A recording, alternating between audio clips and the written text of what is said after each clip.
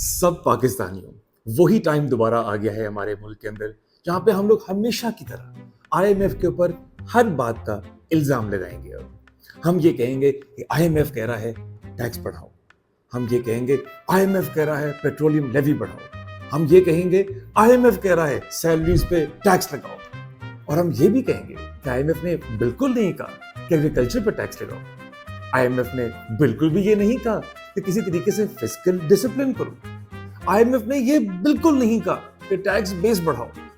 In fact IMF सारी बुरी बातें करता है क्योंकि अब फेडरल बजट आ रहा है और क्योंकि गवर्नमेंट पिछली गवर्नमेंट्स की तरह इंतहाई इनकॉम्पिटेंट की इंतहा पे जा चुकी हैं कि हम लोग टैक्स बेस नहीं बढ़ा सकते। हम लोग पॉलिटिशियंस और ब्यूरोक्रेट्स जो सबके टॉप लेवल पे बैठे हुए हैं उनके ऊपर एग्रीकल्चरल टैक्स नहीं लगा सकते क्योंकि एग्रीकल्चरल इनकम जो है वो सैलरी से 10 टाइम ज्यादा है, लेकिन एग्रीकल्चरल टैक्स जो है वो सैलरी क्लास से 1/4 है और हम उस पर टैक्स नहीं लगाएंगे।